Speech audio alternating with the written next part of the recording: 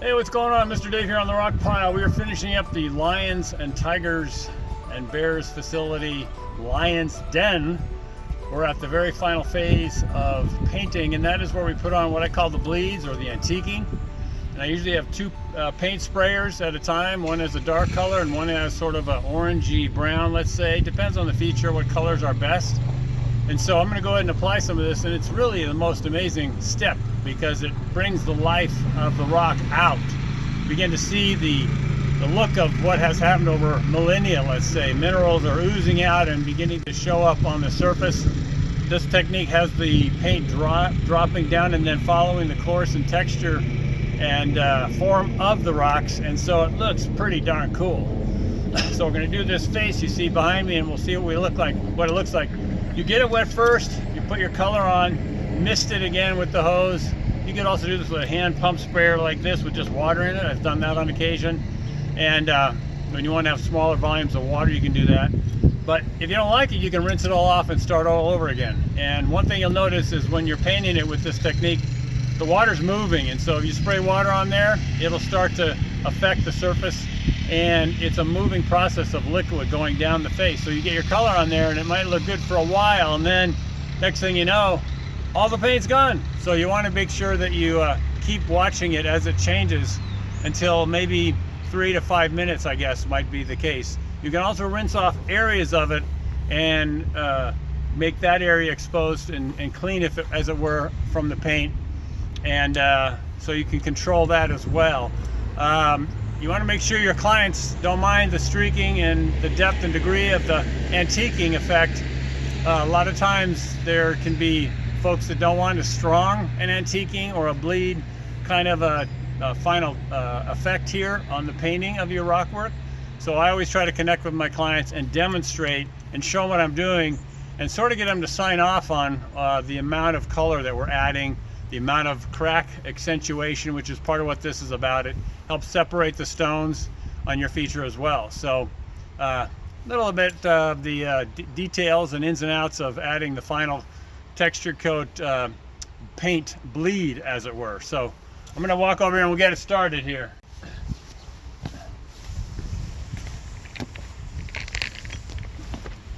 So we're going to get our surface wet. We've already painted it with just the pump sprayer, and we painted different colors to try and separate these areas. This already had some wonderful deposits of the water. It had a lot of efflorescence, and it affected the texture of the cement, also the mortar mix that they did for the final texture coat. So it had these really dramatic, nice variations, and it's sort of the natural process of what waterfalls do in nature, where the minerals come out of the water and they're deposited as the water is evaporating. So it was really cool, so I didn't want to lose that, so I kept that going. So we get it wet, and I'll start over this side.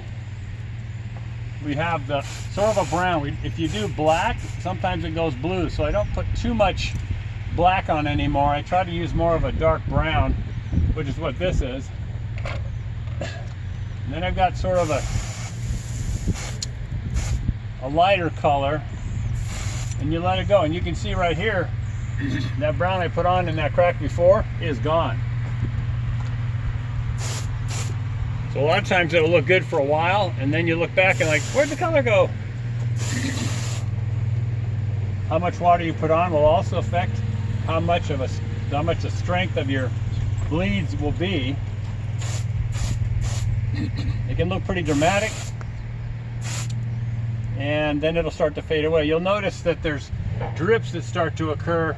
You want to make sure you keep track of it, because if it has a paint drip, the person, you know, when you see rock work that has a drip, it looks obviously like paint was on there. And we don't want to do that. We want to make it look like God made it, and time took care of that and got us these interesting effects. So you can see how it's starting to separate out, get those streaks going. They really add a wonderful touch to everything. Add a little bit of green over here, which you can kind of tell. You can put down the orangey brown first, and then come back with your darker colors if you want.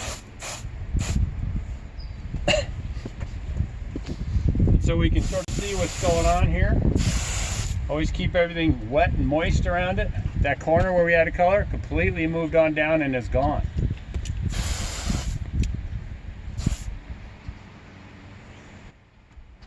And if you don't like it, you just take it all off.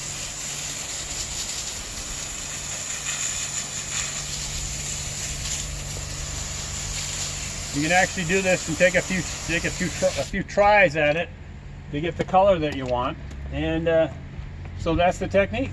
You just put it in the cracks, you add the dark.